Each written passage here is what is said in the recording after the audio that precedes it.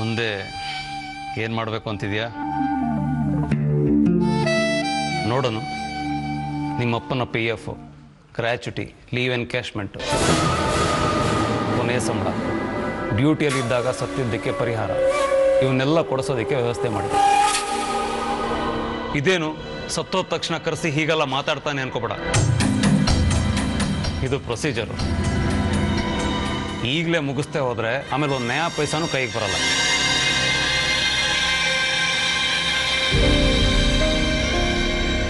ಈ ಪೇಪರ್ಸ್ ಎಲ್ಲ ರೆಡಿ ಮಾಡಿಸಿದ್ದೀನಿ, ತಗೋ, ಸೈನ್ ಮಾಡು. ಸೈನ್ ಮಾಡು.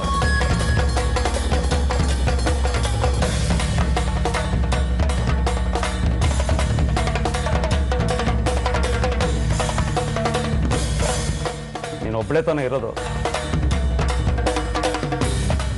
ಆ ಮನೇಲಿ ಇಟ್ಕೊಂಡು ಏನು ಮಾಡ್ತೀಯ? ಬೇರೆ ಯಾವ್ದಾದ್ರು ಸಣ್ಣ ಮನೆ ಮಾಡ್ಕೊಂಡಿರೋ. ನಿಮ್ಮ ಮನೇನ ಬಾಡಿಗೆ ಕೊಡು, ಬೇರೆ ಕಡೆ ಮನೆ ನಾನು ಕೊಡಿಸ್ತೀನಿ. ಯೋಚನೆ ಮಾಡ್ತೀನಿ.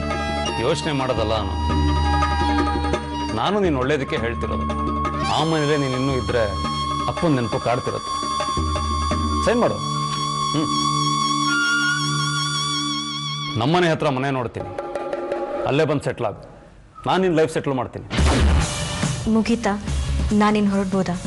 ಇಲ್ಲಿ ನಿನ್ನ ಅಕೌಂಟ್ ನಂಬರ್ ಬರೆದ್ಬಿಡು, ಎಲ್ಲ ದುಡ್ಡು ನಿನ್ನ ಅಕೌಂಟ್ಗೆ ಬರೋದು. ಬರೀ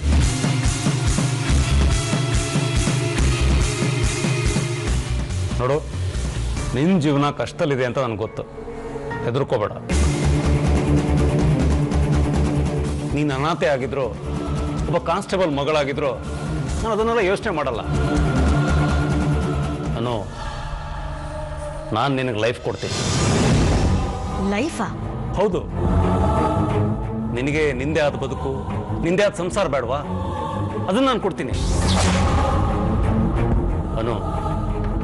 ನಿನ್ನವರು ಅಂತ ಯಾರೂ ಇಲ್ಲ. ನಿಂತು ಮದುವೆ ಮಾಡ್ಸಕ್ಕಂತೂ ಯಾರೂ ಬರಲ್ಲ. ಯೋಚನೆ ಮಾಡಬೇಡ, ನಾನು ನಿನ್ನ ಮದುವೆ ಆಗ್ತೀನಿ.